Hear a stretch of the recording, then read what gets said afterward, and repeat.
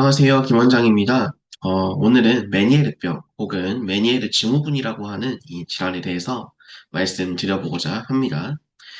메니에르병은 여기에는 이제 제가 과거에 적었던 글인데 제가 최초로 치료해드렸던 코어기 질환에서 첫 번째 치료 케이스가 있었던 질환이기도 하고요.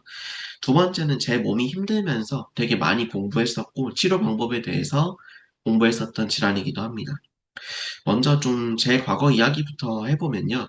저 역시 자율신경실조증이나 메니에르병, 이관기능장애, 소화불량, 담적병 등으로 난치성 질환으로 되게 불편했었기 때문에 이런 것들을 치료하기 위해서 제가 공부를 많이 했었기도 하고 해당 질환을 공부해서 치료하기 위해서 이런 노력을 많이 기울였던 이런 경험이 있습니다. 그리고 그런 경험을 토대로 실제로 제가 환자분들을 통해서 치료해드린 케이스 중에 코어귀 질환에서는 메니에르병 치료 케이스가 첫 번째로 나타났었던, 그러니까 좀 초기에서부터도 누적된 케이스가 있었다라는 것들을 말씀드리고 시작을 해보도록 하겠습니다. 그래서 실제 친구 어머니인데요. 아마 2000년, 2012년쯤, 2010년대 초중반쯤으로 기억을 합니다. 그래서 환자분께서 보시면 이런 구역감과 설사, 그리고 잘 못 주무시는 거, 피로한 거, 그리고 소변이 되게 좀 불편하고 어지러운 증상, 그리고 청력 저하, 이런 것들을 같이 가지고 계셨고요. 그래서 이렇게 처방 치료를 받고 계시면서 날짜별로 제가 기록을 해두었었는데, 결론적으로는 15년도네요. 더 좋은 경과를 얻으셨어가지고 제가 공유를 이렇게 해드렸던 케이스가 있고요. 실제로는 12년도부터 이렇게 이석증부터 있었어가지고 끝판왕인 메니에르 증후군으로 발전을 하셨었는데 치료를 잘 받으시고 좋은 경과를 얻으셨던 케이스가 있습니다. 그래서 메니에르병이 어떤 질환이고 어떤 증상을 가지는지 좀 알아보도록 할 거예요. 메니에르병은 첫째로 회전성 어지럼증을 가집니다. 그래서 이걸 벌티고라고 표현을 하는데 그냥 이렇게 가만히 있어도 어지러운 증상이 있거나 혹은 발작성으로 갑자기 나타나는 어지럼증이라서 예측을 잘 못한다. 이런 특성을 가지고 있고요. 그리고 청력의 저하를 같이 동반하고요. 그리고 이명, 귀에서 불편한 소리가 들리는 거죠. 귀가 예민해지는 것이고요. 그리고 이충만감, 뭔가 귀가 꽉 차고 먹먹한 것 같은 이런 느낌이 든다. 이런 네 가지가 주요 포인트로 집중하는 질환입니다. 근데 여기에다가 기본적으로 어지럼증을 주로 이렇게 호소를 하시지만 기본적으로는 자율신경 실조에 관련된 증상들, 뭐 구역감이라든지 소화불량 혹은 과민성 대장증후군, 뭔가 이런 소화기 증상이 불편하다거나 다한증 혹은 땀 조절이 안 된다거나 불면증, 목 이물감 이런 것들이 함께 나타나는 경우가 정말 많습니다. 그래서 실제로 지금도 이 증후군이라고 불리는 이유가 이게 1860년에 프랑스의 의사 메니에르라는 사람에 의해서 밝혀진 질환이긴 한데 주된 원인이 림프액의 과다 생성으로 인해서 귀 내부 문제로 이렇게 처음에는 밝혔지만 아까 말씀드렸던 사대 증상과 더불어서 그러니까 이명이나 어지럼증, 귀가 먹먹한 것, 청력 저하 이런 것과 더불어서 얼굴색 창백해지고 식은땀 흘리고 오심구토, 소화기 질환 안진, 이런 증상이 있는 것을 같이 볼 때 단순하게 귀 내부에서 뇌이의 림프 문제만 보는 게 아니라 복합적인 신체 문제를 좀 같이 봐야 된다. 이런 해석이 현대의학적으로 좀 더 자명한 결과라고 보시면 됩니다. 근데 한의학은 사실 이런 이 증후의학, 그러니까 증상이 여러 가지를 가진 이런 질환에 대해서 실제 애초에 치료할 때부터 증상을 여러 가지를 체질적이란 이런 접근을 통해서 같이 한 번에 해석을 해가지고 치료하기 때문에 변증의학이라고 부르거든요. 그래서 좀 더 이런 어려운 난치성 질환에서는 좀 더 훨씬 가치가 빛나는 분야이고 실제로 저도 이 메니에르 병을 겪었었기 때문에 어떤 식으로 제가 치료를 받았었고 또 이 결과가 어떻게 좋은지 알고 있어서 이렇게 한의학적으로 치료받으시면 좋겠다 말씀을 드리고 싶은데요. 조금 아쉬운 점들 말씀드리면, 실제로 병원에서 치료를 할 때, 이런 증상약물들을 써요. 이뇨제 계통을 쓴다거나, 그러니까 뭔가 내부에 수액이 부풀어서 정체가 되니까 이걸 빼주는 약물들, 혹은 베타히스티딘, 이런 약물들을 써가지고 좀 덜 어지럽게 해주고, 이런 정체를 빼주고, 이런 식으로 조절을 하고, 또 나트륨, 칼륨, 그러니까 뭔가 수액의 정체가 이 내 몸에서 산염기 평형이 잘 안 맞을 때 나타날 수 있기 때문에 이 전해질 평형을 맞춰주는 쪽으로 치료를 하는데 호전이 좀 급성에서는 잘 되는데 안 되는 케이스들이 꽤 많아요.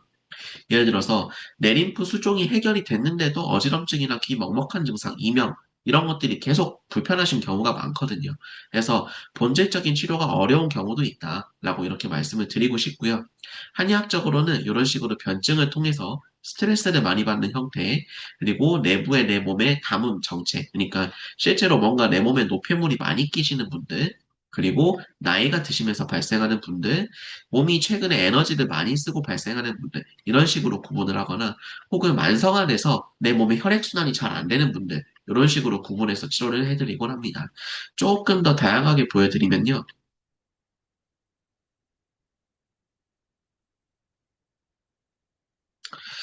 원인이 그래서 이 단순한 귀 문제가 아니라 이관 문제, 그러니까 이관에서 압력 조절이 안 되면서 체액이 고이게 되는 경우가 많고요. 그리고 두 번째로는 이관이라고 하는 게 유스타키오관인데 이 이관 기능이 떨어지게 됨에 따라 어, 귀 문제가 발생하는 원인이 많아서 코나 이런 비염 문제가 있는 경우에 메니에르로 발전하는 경우가 되게 많아요. 그리고 세 번째는 메니에르는 이 미주신경이라고 하는 귀 이관을 조절하는 신경에서 문제가 많이 발생해서 발생하는데 얘가 목 쪽, 턱 쪽 주변에 있는 신경이기 때문에 목 어깨 혹은 턱 관절의 긴장감, 비대칭으로 인해서 발생하는 경우도 굉장히 많습니다. 그런데다가 자율신경 문제라고 말씀드렸죠. 잘 못 주무시고 야간 근무, 교대 근무, 카페인을 많이 섭취하는 경우, 그리고 불규칙한 생활 습관, 식습관으로 인해서 소화가 잘 안 되고 이런 패턴이 계속 누적되는 경우에 되게 많이 발생한다고 말씀드리고 싶습니다. 즉슨 되게 뭔가 현대인의 병이라고 보시면 되겠죠. 그래서 한의학적으로는 이렇게 보시면 됩니다. 내 몸의 밸런스를 찾는 치료는 한약으로, 그리고 이 주변에서 신경이나 이런 혈관이나 이런 게 압박이 돼서 불편한 것들은 도침요법으로 풀어내는 시술, 그리고 그 주변을 재생시켜주는 약침요법, 그리고 뭔가 압박이 되거나 구조적인 변형이 있는 경우 이 구조 균형을 바로잡는 치료법, 이렇게 치료를 하는데요. 한약 같은 경우에는 이런 식으로 체질별로, 저 같은 경우에는 진맥과 복진, 그리고 약제 테스트를 통해서 체질을 판별한 뒤에 메니에르병 환자분들을 각각 맞는 처방을 쓰게 따라서 같은 처방이 아니라 보면 다 이렇게 다른 처방이 들어가죠. 체질별로 이렇게 처방이 들어가는 경우가 많고요. 그리고 신경 회복을 위해서도 이렇게 다양한 성질의 약침을 체질별 그리고 성질별로 구분해서 사용을 하고요. 아까 말씀드렸던 이 귀 주변에서 미주신경이라든지 3차 신경 이런 것들이 압박되거나 기능이 떨어질 때 메니에르병이 잘 발생하기 때문에 이런 것들을 해결해 드리는 쪽으로 치료를 하고요. 아까 말씀드렸던 그리고 코 비염 점막 부족 문제가 되게 많아요. 혹은 어혈 문제, 피가 고이는 거죠. 이런 경우에 코 내부에 들어가서 이런 식으로 사혈을 시켜드리는 대침요법을 통해서 내부를 순환시켜드리고 어지럽고 먹먹한 증상을 조절해드리는 치료법을 씁니다. 되게 시원해 하시곤 합니다.